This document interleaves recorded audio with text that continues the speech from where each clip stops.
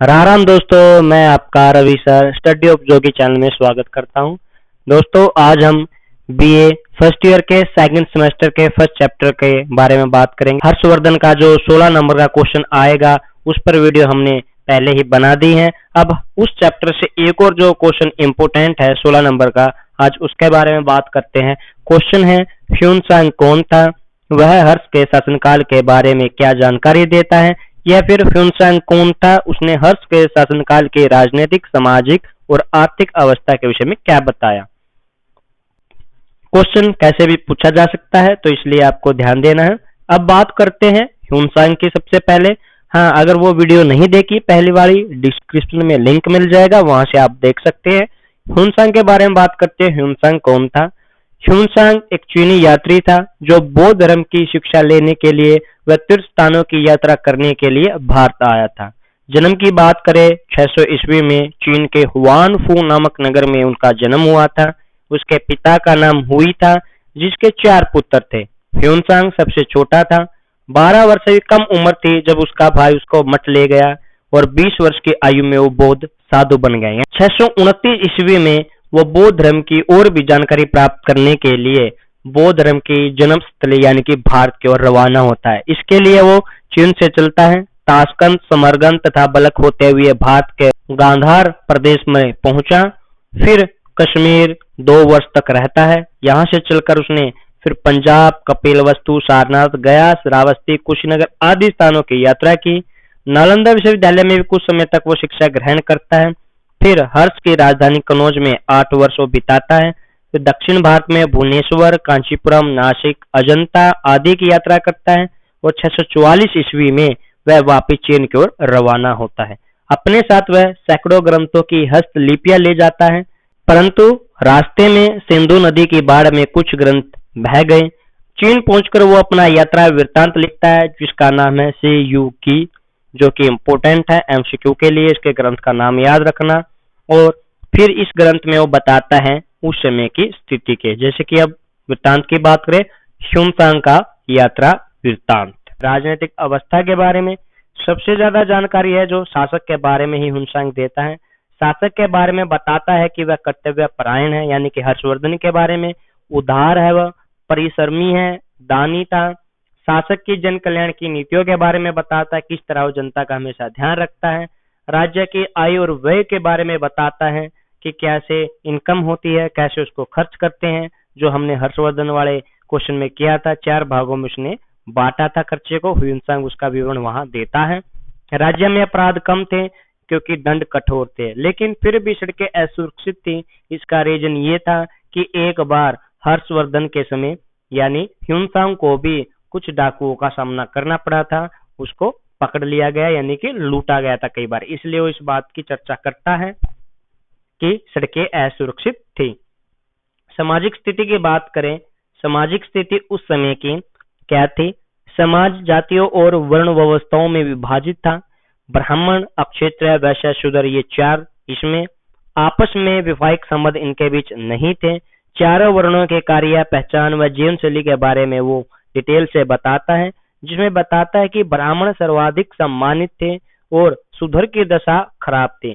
सहजातीय विवाह, बाल विवाह, सती प्रथा खास तौर पर ब्राह्मण और अक्षत्रियों में ही व्याप्त थी, आम जनता में नहीं। विधवाएं श्वेत वस्त्र धारण करते थे उस समय।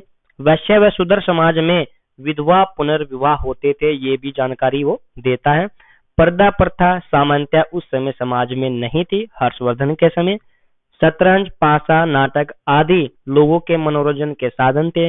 ह्यून-सांग भारत के विभिन्न हिस्सों के लोगों के चारित्रिक विशेषताओं का वर्णन भी करता है, बताता है कि उनमें क्या विशेषताएं हैं। उसके अनुसार यानी कि ह्यून-सांग के अनुसार जो मथुरा के लोग हैं विद्वता व आचरण का केंद्र थे, यानी मथुरा जो केंद्र है विद्वता और आचरण का है, वहां पर विद्वान लोग रहते हैं। कनौज के बारे में बताता है कि अनुशासित जीवन है वहां के लोगों का। मालवा के बारे में बताता है कि मालवा के लोग विद्वान हैं और विनम्र स्वभाव के हैं। मगधवासियों के बारे में बताता है कि वे विद्वानों का आदर करते हैं। कामरूप, कामरूप यानी कि आज का असम है आपका, बताते हैं कि वह ईमानदार हैं और उग्र हैं, यानी कि ईमानदार है लेकिन स्वभाव में थोड़े ही घुसेले हैं, घुसेले स्वभाव के हैं, उग्र हैं। महाराष्ट्र के बारे में कहता है कि वहाँ के लोग अभिमानी हैं। कश्मीर को कहता है कि जो कश्मीर के लोग हैं अवसरवादी है।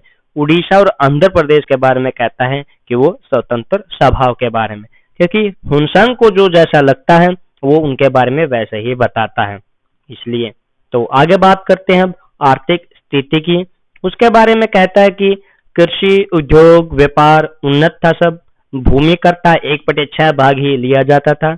इसके अलावा सीमा शुल्क, चुंगी, आय के अन्य स्रोत थे। कर व्यवस्था अच्छी थी, क्योंकि कर व्यवस्था में आप देख सकते हैं भूमि कर है जो 1/6 यानी कि जो 6 भाग में से 1 भाग राज्य को ये था। उद्योगों में वस्त्र उद्योग सबसे उन्नत था। सूत व ऊन को मिलाकर एक मोस्त वस्त्र तैयार किया जाता था जो उस समय फेमस था। विदेशों से कपड़ा, चंदन, गरम मसाले, मोती व हाथों दांत का निर्यात किया जाता था, यानी इसे सब विदेशों में भेजे जाते थे और वहां से बदले में सोना, चांदी, घोड़े, हींग इनका आयात किया जाता था। ये आर्थिक थी। धार्मिक की बात करें, धार्मिक अवस्था का उल्लेख ह्यूनसांग सबसे ज्यादा करता है। क्यों? क्योंकि सोम व बौद्ध धर्म को शिक्षा प्राप्त करने के लिए ही भारत आया था और उसके स्थलों को देखने के लिए, इसलिए वो धार्मिक अवस्था की ज्यादा चर्चा करता है। वह सभी धर्मों का उल्लेख करता है। उसने भारत को ब्राह्मणों का देश कहा है। एमसीक्यू के लिए इम्पोर्टेंट है कि ब्राह्मणों का देश किसने कहा भारत को? ह्यूनसांग ने। बौद्ध धर्म की 18 शाखाओं के बारे में वो बताता है हमें, जिसमें हीनयान व महायान शाखा सबसे महत्वपूर्ण शाखा थी उस समय। कनौज उस समय महायान शाखा का केंद्र था, ये याद रखना है। उसने हर्ष के साम्राज्य में 5000 बौद्ध विहार तथा 2 लाख बौद्ध भिक्षु बताए हैं कि वो वहां पर थे। उसने जैन धर्म के पतन की ओर भी संकेत दिए बताए हैं कि उसके श्वेतांबर संप्रदाय के बारे का उल्लेख किया है कि जैन धर्म के पतन की ओर था। और एक संप्रदाय किसका? श्वेतांबर का वर्णन करता है। जैन धर्म भी 2 भागों में बटा है, दिगंबर और श्वेतांबर में। वह लिखता है कि ज्यादातर वैश्य समुदाय के लोग इस धर्म को अपनाए हुए हैं।